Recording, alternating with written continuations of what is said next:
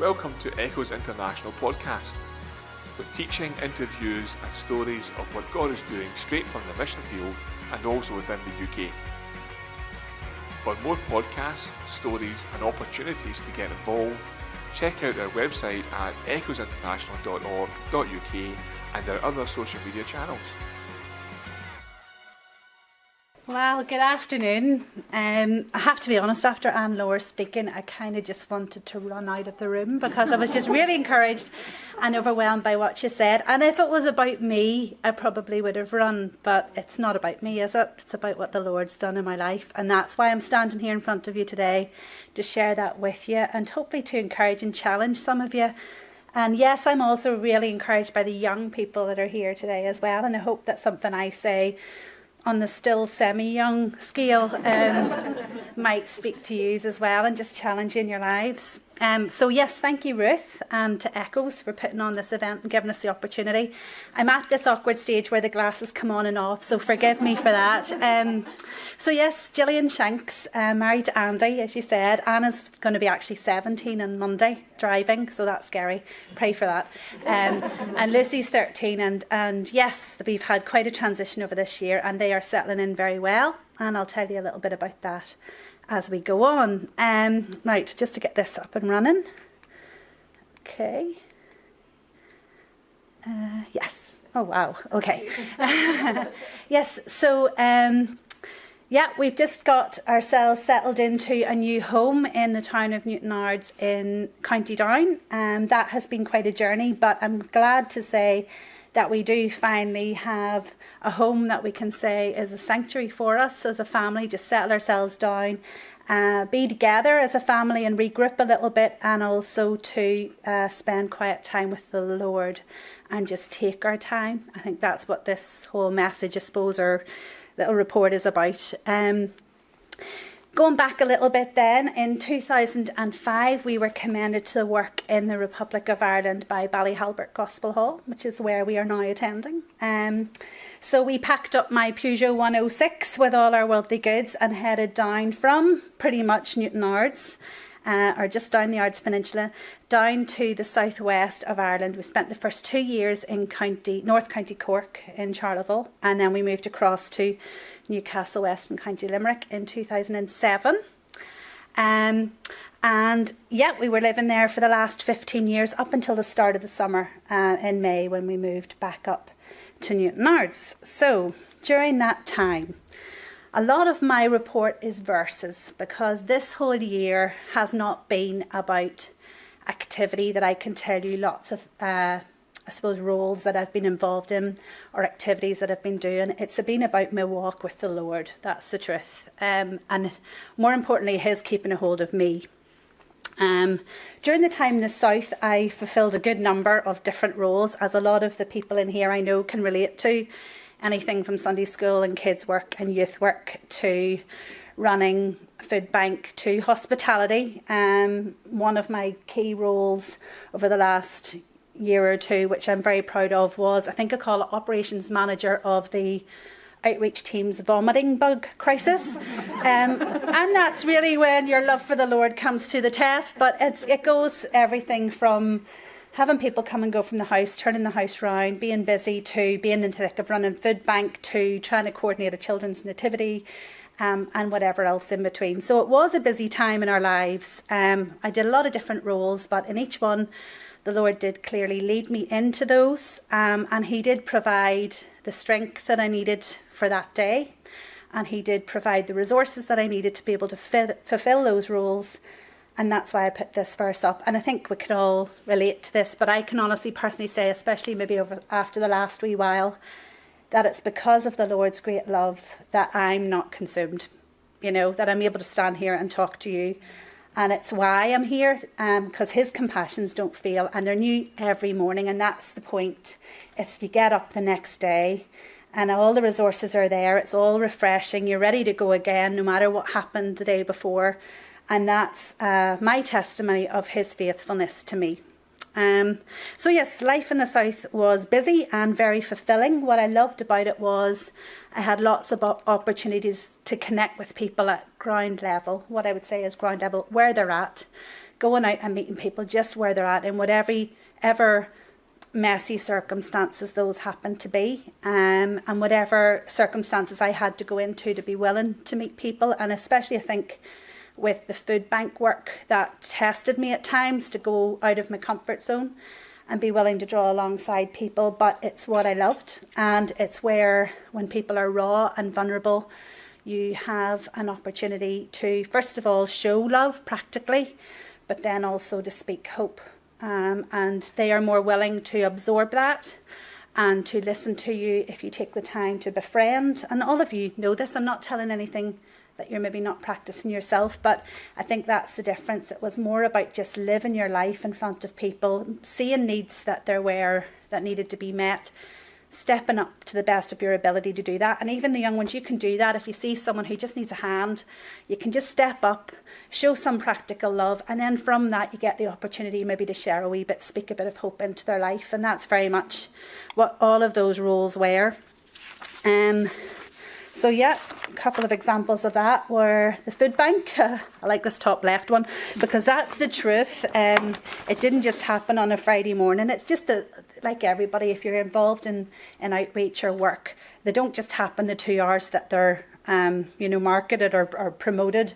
It's all the work that goes on behind to get things set up and organised. So a lot of my time was just taken coordinating, counting, organising, and I know others are involved in that work as well, and it's tough going, but the massive benefits that you reap by being able to connect with people because of being willing to do that stuff means that you get to do what your heart really wants to do, which is talk to them about the Lord. So that's worth it, and that's what keeps you going. Whenever you get the opportunity to sit down eyeball to eyeball with someone and share the love of the Lord with them, or you've invited them to something, and a lot of you, shame on me, lack of faith, doesn't expect them to show up, and all of a sudden they walk through the door. Don't know if you've had that experience, but it just means the world, doesn't it? When you invite someone and because of the time that you've put into something, they respond, that means a lot. So so very much practical from that point of view. Then the other side of it is, and it's very much what Anne-Laura was saying as well, just drawing alongside people and giving them your time. And sometimes as women that can be our most precious resource, isn't it? Hard to find time. And it's very much about being before the Lord and saying, show me the right opportunities, show me where to dedicate my time so that I'm not run ragged and exhausted, but that I don't miss someone along the way that you've placed in my path. And that took prayer and it took time. And sometimes, I'll be very honest with you, I've had a few experiences more recently where I've had to go back into very difficult times in my own life to connect with someone, and that's hard, to relive circumstances that maybe were difficult for you. But, and this is where we smile, the Lord brought us through and raised us back up and set us back on again, and that's what you use to empathise with people. So where you have had tough times, you can actually use those for God's glory, and you'll think, why did that happen? That was so hard, or I didn't see that coming, but the Lord can use it for his glory. Look at the story of Joseph. You know what I'm getting at, that horrible long journey that he had to go through, but God meant it for good. And so I was able to come to terms, even myself, with a lot of things that I'd lived through. I'm talking about things like postnatal depression was quite a difficult one for me in both cases with my girls. And so some young mums were able to come and talk to me face to face. And really, I'll be honest, there was nothing they couldn't say to me that shocked me or was too much for me to absorb, because I understood. And that's hard to go back down that memory lane and live it with them. But then you get to, as I say, speak the hope. So showing the love is taking the time to sit down and listen and talk. And then you get to say, but there's so much more to this. And you get to speak the hope, and they'll hear you out because you've taken the time with them. I hope that makes sense. So yes, all this time in the south, I miss that. That's Ballinarune in County Limerick, beautiful place. And all this time in the south has been absolutely wonderful. It's been a privilege, and I've been very thankful to be there. But it has not been without its struggles. I think probably, and I'm very, very encouraged by Anne-Laura sharing this as well, one of the biggest things I struggled with during this time was loneliness. I think that's what I found the hardest. And I think especially over the last, keep together, Jill, the last couple of years it's been hard. And so I think my walk with the Lord, because of that, has got so much closer. So one thing I will say, and to you young ones as well, I'll say there's great benefit in fellowship, talking with people, sharing with others, and I cherish that very much. But there's nothing that compares with going into your quiet time and sharing with the Lord, because sometimes we can actually replace counsel from God by listening to other people, and not that people aren't sincere, and they are, but sometimes you actually miss drawing aside to God because someone talking to you has satisfied and settled you down for a little while, and you go off again and you don't actually draw aside. So yes, loneliness was a struggle, but it was also a great blessing. So a lot of my life has been seeing the difficult times, but then because of that, seeing the Lord step in and make it something beautiful. So yeah, over the last 2 years, it's been a wee bit more challenging. So I suppose just the demands of that practical work that I was describing, albeit everything was genuinely very good, did take its toll, maybe more so on Andy than myself. And in November 19, Andy was diagnosed with burnout. So it's just really, pure exhaustion every which way, physical, emotional, spiritual. So that was very hard. And it required us to be before the Lord very much about where we go from there, to be honest. It took us right back, kind of knocked the rug from under you. But again, it's a good thing, because in doing that, you can nearly get to a stage where you're running on autopilot and things become very mechanical. And when that was all stripped away, everything that I had put maybe my confidence or whatever in was taken away. All of a sudden, you take a step back and you say, but the Lord hasn't changed. And I think what you do then is you say, okay, so he's decided that we're at a stage where things are going to change and things are going to look different. But what are they going to look like and how are they going to change? So I entered a period of waiting and searching before the Lord and praying. And I think that was hard because Andy wasn't able overly to walk that with me directly, if you understand what I mean. He did in his heart, but it was harder to be able to kind of talk it through. And I felt maybe like I was in a position where I was trying to make a decision and I didn't want to run ahead of the Lord. Does that make sense? I wanted to make sure that I was in step with him and I didn't make any decisions before I had clarity. Don't worry, he was very gracious. So yes, I pleaded with the Lord to unlock the vision of where I was going to go from here. I'm just talking me as personally, but with obviously Andy and the girls as well, what was going to happen and where we should, I suppose, focus ourselves from here on in. I should say at this point, I am thankful for a small number of people who really did draw alongside us during this time and pray with us and pray for us. That means an awful lot. And it is good to be able to share when you're struggling. Believe it or not, newsflash everyone, if you're having a hard time, it's actually okay to share it with people because they do care and they will pray alongside you and help you. And I did appreciate that, and I will give acknowledgement and appreciation to Echoes International, who did definitely step in very quickly for us and have given us great godly counsel and support, both from the very beginning but right through this period of transition. And I would have been lost without that support, and I do really genuinely appreciate it. I'm not just saying that.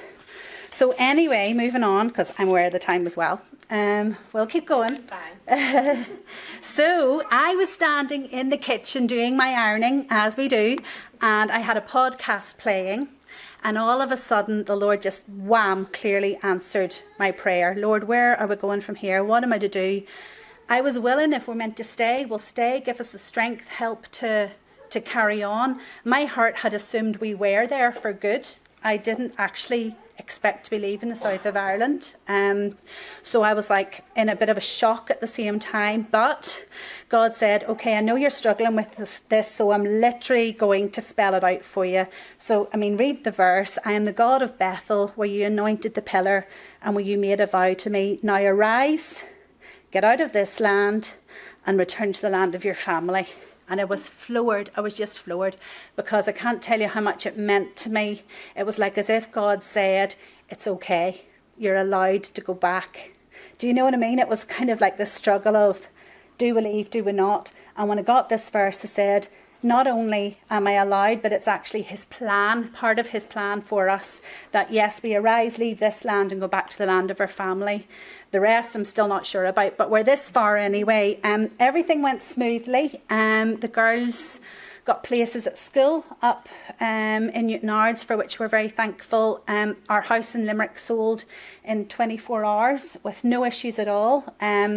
Very good friends of ours, neighbours up the road, had a home that we were able to use in the interim. So there was nothing that became complicated or difficult about it. The transition practically was very straightforward, and I'm so thankful for that, because I think that just made it that little bit easier, because it was difficult to leave. But to not have to trip over logistics made things a lot more straightforward. So anyway, here I am now, as I say, ending the year in County Down, and I'm sort of back to the same position, asking the Lord to unlock the vision from here on in. Okay, Lord, what would you have me to do now? He already knows what he has planned for us, and we're just waiting step by step and in faith to watch and see what he would want us to do. But looking at what I do know, there's a few things to mention. The first thing is that we as a family, and certainly Andy and I, still have a great burden for and love for the Republic of Ireland. That's still very much on our hearts. And our intentions just to try and continue to support the work there, support and the gospel work there, and support the believers who we've had contact with. And one of the ways we can do this is through this publication, Together in Prayer, which is supported by Echoes International. We're thankful for that.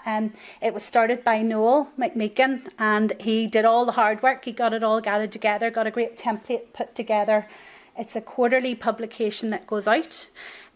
We've taken that over now over the last 2 or 3 of them, and it's a great opportunity for us to connect with the work around Ireland, find out what's happening. They come back to us with little submissions of things that they'd ask us to pray for, and we can then obviously spread the word, encourage prayer for the work in the Republic of Ireland, and also let the folks down there know what's happening amongst themselves, so that they can maybe interconnect or at least support in prayer the work that's happening there. So that's the idea of the Together in Prayer publication, and we're really thankful that so far that's gone really well.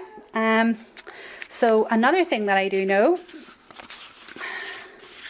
is that I still love meeting people where they're at ground level. I'm much more comfortable than a situation like this, no offence. Give me welly boots and chatting to you in a muddy field or something any day, but this is the sort of work that I love, and this is where our heart would be, is just meeting people where they're at. So over the summer we've had a few good opportunities to get the trailers out again. So we love working from trailers, different outreaches and events, and we had a great opportunity supporting work that was run by Judith Rogers, who I saw in here, and with Bible Centre Ministries, doing some children's work in different parts of Belfast. And the idea really was just to try and have this tea and coffee trailer available for parents who might have been hovering around while that work was going on, just to maybe try and get a bit of a chat going, and just be a visible presence there and try and connect again with folk on the ground. So we loved that. Thank you for the opportunity to work alongside you, and we are hoping with other things that are happening in the coming months to continue to support that work and maybe get more involved, because it's been really good just to get back to chatting to folk, real life again, getting back to chatting to folk in person. So there's that aspect of it. And another thing that I do know is that we love this work, Gospel Literature Ireland, and that's again trailers. So you'll normally find us somewhere towing a trailer or in a trailer or whatever, but we were able to get back out again this year for one show, for the Balmoral show in Belfast, and it was absolutely fantastic. We were so glad to get everything scrubbed down and out of lockdown and back ready to go again. I had some really good support, especially on the female team, Go Girls team. So Beth was there helping me out one day, and I had a few other of the younger girls who came and helped me, and it was really good to have the energy and enthusiasm just working with the kids, giving out some kids packs and having chats to folk again, and sowing the seed really is what the purpose of that is, and developing any other opportunities that come with conversation. And we've had some great response to that. We've had some reply cards come back in, and that's followed up with Bibles and offers of other literature, and if they want more contact they can. So we'd really enjoy that. I would appreciate your prayer for that in the coming year, because we're praying obviously that more events, God willing and COVID permitting, will get up and running again next year. And I'd love to get the stand back south of the border again. Maybe, I don't know geographically where we'll direct ourselves. We'll just have to see as the Lord leads on those things. It might be a bit different than what we're doing based from Limerick, but I don't know, we'll see. So that's something that we're looking ahead to in 2022, and I'm very, very thankful for that. So that's where we're at the moment. Yeah, I just had one more slide with a few prayer points, if that's okay. Yeah, just like I said, the reason I'm standing saying this is really to give thanks to God and acknowledge him for his guidance. It's a real relationship, isn't it? Real life, and you've good days and you've really rubbish days, and God is consistent throughout. And sometimes you acknowledge that more and you draw close, and sometimes with all the distraction and worry and chaos, you blank it out. And I confess that at times, but I have to say, especially over the last couple of years, I wouldn't change that part of the experience, if you understand what I mean. And sometimes we'll have to have the dark experiences to feel that closeness. Otherwise, we just carry on, don't we? Without having the closeness and reliance on God. So to give thanks to God for his guidance, for prayer, just as a family, for wisdom and clarity in our service for the Lord. I should say, if I just go back one, if I can, look at the smile on Andy's face now. I should say he is doing better. As his wife, I'm on edge, just keeping an eye on making sure that we don't see little warning signs flag up again that we're overdoing it. But at the moment, we're enjoying making plans in the Lord's will as we move forward together as a family. So pray with us just for wisdom and clarity in our service for the Lord. And yes, as I said, the heart for the Republic of Ireland hasn't changed. I feel inadequate standing here knowing that there's others in the room who are still serving the Lord full time, located there. And so yes, I've put them up on the second point as the spiritual frontline workers, because that's the reality of it. They're in the front line of the battle, and it's lonely and it's tiring and it's exhausting, but it's also wonderful. And so I just would encourage you to pray for them. Maybe use the little Together in Prayer publication. If you want more information about that, you can ask me to prompt your prayer for that work. And for all the believers down there who maybe don't have opportunities like this to have this sort of fellowship, who are maybe more isolated, just to be aware of that and encourage them, whether that's praying for them or even just making contact and linking in with people, letting them know that you're there, because they need to know that. And yes, obviously also for the unsaved, that I just put that the truth will set them free, because that's the only thing that can. Obviously, thinking of the Republic of Ireland, we're thinking mainly of Catholicism, but to be honest with you, I think, and I could be corrected by my wiser sisters in the Lord, but I think we're maybe focused more even on liberalism. Now the shift is changing of what we're up against, I suppose, in trying to present the gospel. So just to continue to present the truth and let God do his work. And that our job is to communicate to them the truth, whether that's sowing the seed or just living our lives the best that we can before people. And then God can use that and do massive things with it. And we can cover that in prayer for each other. So I hope that's okay. That's all I have prepared. But thank you so much for your patience and time in listening to my blabbering. And yeah, thank you very much. We hope you're encouraged and inspired and ready to answer the call.